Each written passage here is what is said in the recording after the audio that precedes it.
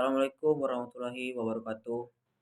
Halo semuanya, perkenalkan nama saya Rosid Prastio Jisriansyah.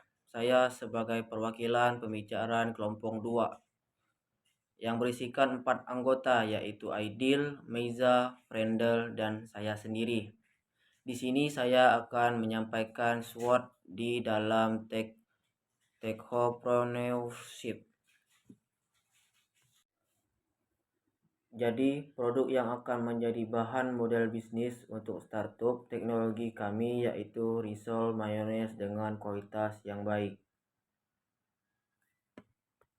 Modal pendapatan. Ada 4 modal pendapatan dari penjualan produk ini. Yang pertama yaitu dari penjualan dari berbagai saluran atau retail sebesar 40%.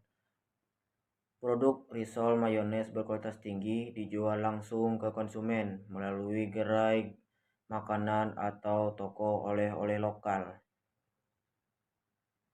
Yang kedua dari penjualan online sebesar 30% menggunakan platform e-commerce seperti Tokopedia, Shopee ataupun media sosial Instagram, WhatsApp untuk menjangkau pelanggan lebih luas.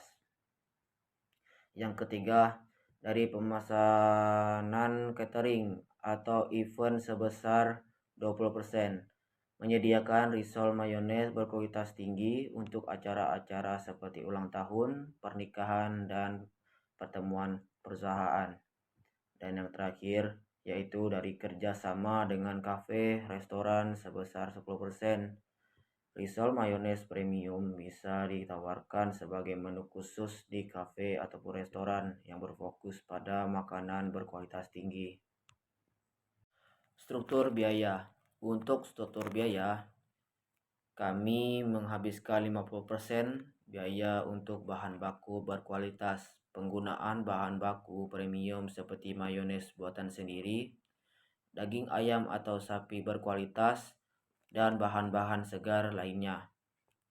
Berikutnya biaya untuk tenaga kerja ahli sebesar 25%. Biaya untuk tenaga kerja yang terampil dan pembuatan risol dengan proses yang lebih teliti, termasuk pelatihan untuk menjaga standar kualitas. Berikutnya biaya pemasaran digital dan offline sebesar 15%.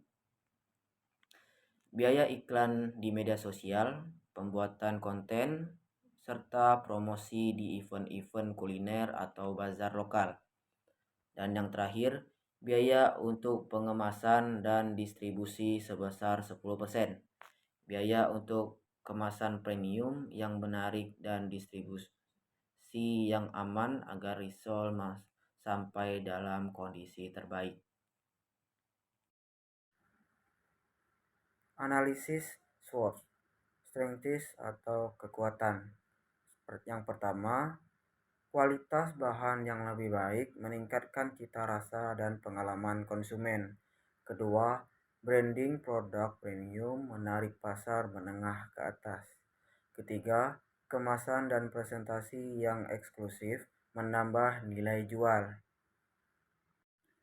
Weaknesses atau kelemahan.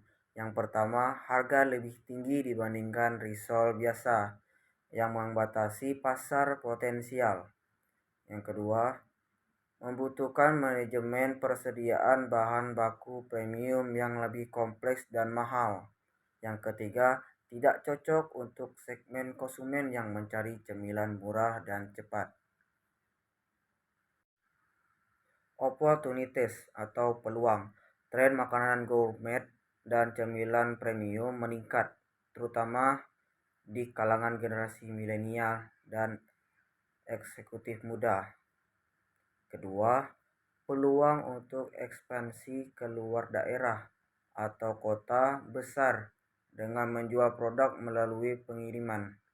Yang ketiga, kolaborasi dengan chef atau influencer untuk mempromosikan produk sebagai makanan mewah.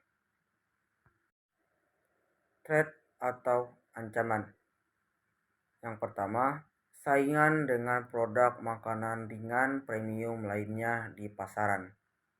Yang kedua, Fluktuasi harga bahan baku premium yang bisa mengganggu biaya produksi. Yang ketiga, perubahan tren menuju makanan sehat yang rendah lemak dan kalori dapat mengurangi perminatan terhadap risol mayones. Strategi bisnis. Untuk memastikan risol mayones berkualitas tinggi ini menonjol di pasar. Strategi bisnis difokuskan pada penjualan di pasar premium dan melalui kolaborasi dengan restoran dan kafe. Produk ini diposisikan sebagai cemilan mewah, didukung oleh pemasaran digital yang kuat melalui media sosial. Sementara harga lebih tinggi dibandingkan produk risol biasa. Keunggulan rasa dan kualitas bahan baku menjadi kunci utama dalam menarik konsumen yang menghargai kualitas. Dalam jangka panjang, varian risol dan bahan-bahan inovatif seperti isian seafood atau daging wagyu juga bisa dikembangkan untuk memperluas segmen pasar.